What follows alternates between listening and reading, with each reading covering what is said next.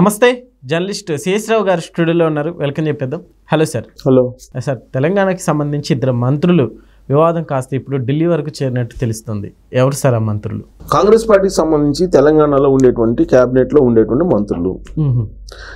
గోరు చుట్టు మీద రోకట్ పోటు అన్నట్ట కాంగ్రెస్ పార్టీ పరిస్థితి ఉంది. ఓకే, ఒకవైపు లోకల్ బాడీ ఎలక్షన్స్, ఇంకొక వైపు బీసీ రిజర్వేషన్లు, మరోవైపు జూబ్లీహిల్స్ ఉప ఎన్నికలు. వీటన్నిటిని ఏం చేయాలనేది కాంగ్రెస్ పార్టీ అధిష్టానం తలబొట్టుకుంటున్నటువంటి పరిస్థితుల్లో క్యాబినెట్లో ఉండేటువంటి ఇద్దరు మంత్రులు ఒకరికొకరు ఇప్పుడు పరస్పరం విమర్శలు చేసుకుంటున్న పరిస్థితి. ఆల్రెడీ ఒకరికొకరు ఆరోపణలు చేసుకోవడంతో పాటు ఢిల్లీకి కూడా కంప్లైంట్ చేశారు. సార్, రెగ్యులర్గా ఇలాంటివి కాంగ్రెస్లో జరుగుతూనే ఉంటాయి. జరుగుతుంటాయి. ఇప్పుడు ఈ మధ్యకాలంలో లక్ష్మణ్ అలాగే పొన్నం ప్రభాకర్ గారు, వాళ్ళిద్దరి మధ్య, లక్ష్మణ్ గారు పొన్నం ప్రభాకర్ గారి మధ్య వచ్చినటువంటి వివాదం ఒక 2-3 రోజులు నడిచింది. పిసిసి అధ్యక్షుడు మహేష్ కుమార్ గౌడ్ గారు ఇన్వాల్వ్ కావడంతో తాత్కాలికంగానే లేకపోతే పర్మనెంట్ గానే మొత్తానికి ఫుల్ స్టాప్ అయితే పడింది దానికి. ఎందుకు? ఆయన ఎస్సీ మాదిగా లక్ష్మణ్ మంత్రి, ఆయన లక్ష్మణ్ గారు, ఈయనేమో బీసీ పొన్నం ప్రభాకర్ గారు. సో అలాగే గడ్డ వివేక్ ఎస్సీ మాల, వీళ్ళ ముగ్గురికి సంబంధించి జూబ్లీహిల్స్ కి ఒక కమిటీని వేశారు. ముగ్గురు మంత్రులతో ఒక కమిటీని వేశారు. వీళ్ళు సమావేశం అయ్యి అక్కడ గ్రౌండ్ లెవెల్లో పార్టీని బలోపేతం చేసే కార్యక్రమానికి శ్రీకారం చుట్టాలి. అందుకోసం వీళ్ళు మీటింగ్ అయ్యారు. మీటింగ్ అయినట్టు సందర్భంగా గడ్డ వివేక్ గారు లేట్గా వచ్చి, లక్ష్మణ్ గారు లేట్గా వచ్చారు. గడ్డ వివేక్ గారు పొన్నం ప్రభాకర్ గారు కూర్చోన్నారు. లక్ష్మణ్ గారిలో వచ్చి పక్కన కూర్చోగానే గడ్డ వివేక్ గారు లేచి వెళ్ళిపోయారు. వెళ్ళిపోవడంతో హర్ట్ అయిపోయారు లక్ష్మణ్ గారు. ఎందుకు? నేను ఎస్సీ మాది కాబట్టి పక్కన కూర్చోడానికి నామూషా ఫీల్ అయ్యారు ఎస్సీ మాల మంత్రి వివేక్ గారు అని చెప్పి లక్ష్మణ్ గారు భావించారు. ఆ తర్వాత పొన్నం ప్రభాకర్ గారు దురుసుగా మాట్లాడారు అనేది ఆయన మీద కంప్లైంట్. సో దీని మీద ఇప్పుడు మాదే సంఘాలన్నీ తెలంగాణ వ్యాప్తంగా రంగంలోకి దిగినాయి. అలాగే వివేక్ గారు కూడా దానికి క్లారిటీ ఇచ్చారు. ఆల్రెడీ నేను మీనాక్షి నటరాజన్ గారి మీటింగ్ ఉంది తెలంగాణ కాంగ్రెస్ ఇన్ఛార్జ్, అందుకని నేను వెళ్తున్నాను అని చెప్పి ఆల్రెడీ చెప్పి వెళ్తున్నాను. నాకేమీ అలాంటి ఈగోస్ లేవు. నేను లక్ష్మణ్ గారు వచ్చి కూర్చున్నందువల్ల నేను లేచి వెళ్ళలేదు అని చెప్పి ఆయన వివరణ ఇచ్చారు. సరే, ఆయన చెవిలో ఈయనేదో లక్ష్మణ్ గారి గురించి మాట్లాడారు అనేది పొన్నం ప్రభాకర్ గారి మీద ఆరోపణ. దానికి సంబంధించిన వీడియో కూడా ఒకటి రిలీజ్ అయింది. ఆ వివాదం ఒక 3-4 రోజులు నడిచింది. సరే, ఎట్టకేలకు ఎలక్షన్ టైంలో ఇదేంది అని చెప్పి పిసిసి అధ్యక్షుడు మహేష్ కుమార్ గౌడ్ గారు పిలిచి మాట్లాడితే బహిరంగ క్షమాపణ చెప్పారు పొన్నం ప్రభాకర్ గారు లక్ష్మణ్కి. సో దాంతో ఆ సమస్య ఆగిపోయింది. అది ఆగిపోయిన 24 గంటలు గడవక ముందే మరొక ఇద్దరు మంత్రుల వ్యవహారం బయటకు వచ్చింది. ఈ ఇద్దరు మంత్రులు ఇష్యూ ఏంటంటే, నా మంత్రిత్వ శాఖలోకి ఆయన ఎంటర్ అవుతారు అని చెప్పి ఈమె మహిళా మంత్రి ఈమె ప్రశ్నిస్తూ ఉన్నారు. ఆయనకి ఏం పని అసలు నా మంత్రిత్వ శాఖలోకి?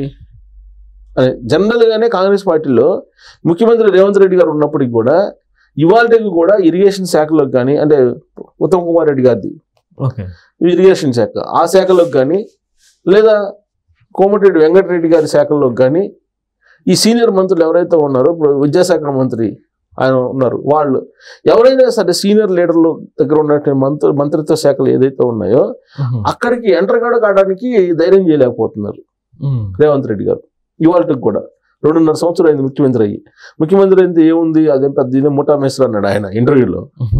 కానీ ఇప్పుడు అర్థమవుతుంది, ఇప్పుడు అక్కడ ఉండే కాంగ్రెస్ పార్టీలో అందరూ సీనియర్స్, ఈయనకన్నా సీనియర్స్, ప్లస్ ముఖ్యమంత్రి పదవిని ఆశించి మంత్రులు అయినటువంటి వాళ్ళు. ఈయనేమో డైరెక్ట్ గా మంత్రి పదవి చేయకుండానే ముఖ్యమంత్రి అయిన ఈయన. ఇలాంటి పరిస్థితుల్లో ఎవరికి వాళ్ళ డిపార్ట్మెంట్లో వాళ్ళే కింగ్లు, నేనే రాజు నేనే మంత్రి అన్నట్టు ఉంటారు వాళ్ళు. కాంగ్రెస్ పార్టీ పద్ధతే అలా ఉంటుంది. అలాంటి పరిస్థితుల్లో ఇప్పుడు బీసీ మహిళ, వరంగల్ సంబంధించిన మంత్రి, ఆవిడ మంత్రిత్వ శాఖలోకి ఖమ్మం జిల్లాకు సంబంధించిన మంత్రి ఎంటర్ అయ్యారు. ఎందుకు ఎంటర్ కావాలి, నా శాఖలో ఇంకేం పని అని చెప్పి ఈవిడ ఆయన మీద అసంతృప్తిగా ఆరోపణలు చేస్తూ మొదలుపెట్టారు. ఈ చిలికి కాని వాళ్ళ మాదిరిగా వీళ్ళిద్దరి మధ్య ఉండే వివాదాలు ఢిల్లీకి చేరాయి. ఢిల్లీ చేరితే ఢిల్లీ పరిశీలిస్తుంది అసలు ఏం జరుగుతుంది అనేది. అసలు మొత్తం అసలు క్యాబినెట్ లోనే కొంతమంది మంత్రులు రేవంత్ రెడ్డి గారిని దింపేయడానికి ప్రయత్నం చేస్తున్నారు అనేది బీఆర్ఎస్ పార్టీ కొన్ని రోజులు ప్రచారం చేసింది. సరే బీజేపీ అయితే ఇదంతా ఇన్ని చీత్తే ఊడిపోయే ముక్కు, అసలు ఈ గవర్నమెంట్ ఎన్ని రోజులు ఉంటుందో తెలియదు అనేది వాళ్ళు మొదట చేసినటువంటి కామెంట్లు. సరే ఎట్టకేలకు 2.5 సంవత్సరాలు లాక్కొచ్చారు రేవంత్ రెడ్డి గారు. కానీ ఇప్పుడు మళ్ళీ మంత్రుల మధ్య అంతర్గతంగా విభేదాలు నెలకొనడం అనేది ఒక పెద్ద ఇష్యూ. ఇప్పుడు అది కూడా ఎలాంటి సందర్భంలో వచ్చింది ఈ ఇష్యూలు? ఎలక్షన్స్ బాగా జరుగుతున్నటువంటి సమయం, ఎలక్షన్స్ 3 ఉన్నటువంటి సమయంలో, ప్రస్తుతం ఎలక్షన్ కూడా ఉంది. స్థానిక సంస్థల ఎన్నికలకు సంబంధించి నోటిఫికేషన్ ఇచ్చారు. కోర్టులోనేమో 42% రిజర్వేషన్లకు సంబంధించి గవర్నమెంట్ ని ప్రశ్నిస్తూ ఉంది. మీరు ఈ జీవో ప్రకారం ఎలా ఇస్తారు అనేది ఎలక్షన్ కమిషనే ప్రశ్నిస్తుంది. ఎలక్షన్ కమిషన్ ప్రభుత్వానికి పంపించింది.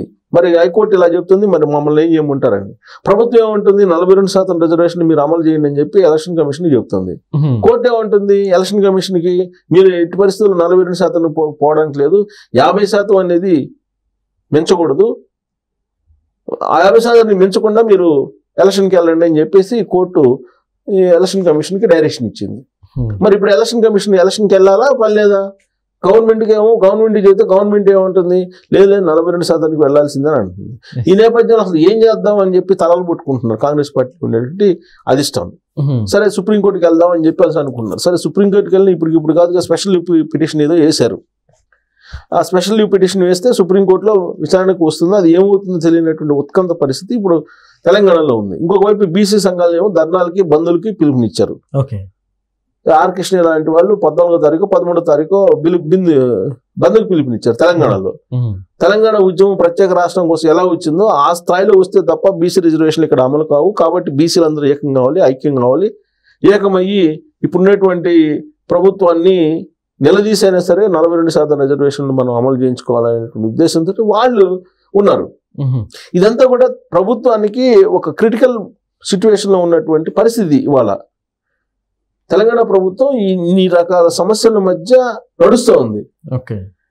ఈ సమస్యలను పరిష్కరించాల్సినటువంటి క్యాబినెట్ లో ఉండే మంత్రులు వాళ్ళకై వాళ్ళే పోట్లాడుకోవడం, ఆరోపణలు వేసుకోవడం, పరస్పరం విమర్శలు చేసుకోవడం అనేది మరి రోకటిపోటు మీద గోడు చుట్టు మీద రోకటిపోటు లాంటి సిచ్యువేషనే కదా. సో పైగా ఇది ఢిల్లీకి వెళ్ళింది. అసలే ఢిల్లీ ఏముంటుంది, తెలంగాణలో ఉన్న పాలిటిక్స్ తోటి మాకు తల బొప్పి కడుతుందని చెప్పి వాళ్ళు ఎప్పటికప్పుడు అంటుంటారు. సో అలాంటిది ఇప్పుడు ఢిల్లీకి పోతే ఢిల్లీలో 2 మంత్రులు, రీసెంట్ వరకు ఏమో ఒక 2 మంత్రులు, ఇప్పుడేమో ఇంకొక 2 మంత్రులు. ఇలా అసలు యాక్చువల్గా మహిళా మంత్రి ఈ క్యాబినెట్ ఏర్పడినప్పటి నుంచి రకరకాల వివాదాల్లోకి వెళ్ళారు. ఇప్పుడు నాగార్జునకు సంబంధించినటువంటి ఫ్యామిలీ గురించి ఆవిడ మాట్లాడారు, పరువు నష్టం వేశారు ఆవిడ మీద. ఇప్పుడు సమంతని పంపించమని చెప్పేదో కేటీఆర్ గారు అన్నారు అప్పుడు అనేది కామెంట్ చేసి ఆవిడ పరువు నష్టం దావా కింద కోర్టుల చుట్టూ తిరుగుతుంది. ఆవిడ అనేక వివాదాల మధ్యలో ఉన్నారు. ఆవిడ డిపార్ట్మెంట్ లో ఇతరుల మంత్రులు జ్వరపడటం అనేది ఆవిడ జీర్ణించుకోలేకపోతున్నారు. ఆవిడ senior Congress party leader. So ఖమ్మంకు సంబంధించినటువంటి మంత్రి ఏమో మొత్తం రేవంత్ రెడ్డి గారి తర్వాత నేను అన్నట్టు ఆయన ఉంటాడు. సో ఇలాంటి సిచ్యువేషన్ కాంగ్రెస్ పార్టీలో ఉంది. సో 2 మంత్రులకు సంబంధించినటువంటి వ్యవహారం గత 24 గంటల నుంచి తారాస్థాయికి చేరింది. మరి దీని తీరం ఎక్కడ దాటుతుందో తెలియదు. పొన్నం ప్రభాకర్ దాన్ని లక్ష్మణ్ గారిని అయితే తీరం దాటింది. మరి వీళ్ళు ఇప్పుడు తాజాగా 2 మంత్రులకు సంబంధించినటువంటి వివాదం తీరం దాటుతుందా లేదంటే ఎలక్షన్ల వరకు కంటిన్యూ అవుతుందా అంటే, ఎలక్షన్ వరకు కంటిన్యూ అయితే ఖచ్చితంగా ఈ ఎలక్షన్లో ఎంతో కొంత నష్టపోవాల్సి వస్తుంది కాంగ్రెస్ పార్టీ. మరి ఆ నష్టం జరిగేంత వరకు కాముగా ఉంటుందా పార్టీ ఓపిక బట్టి, లేదా వీళ్ళిద్దరిని అసలు ఏంటనే దాని మీద ఆగ్రహంగా వాళ్ళిద్దరి మీద చర్యలను తీసుకుంటుందా అనేది ఇప్పుడు ఆసక్తిగా అందరూ చూస్తున్నారు. Okay sir.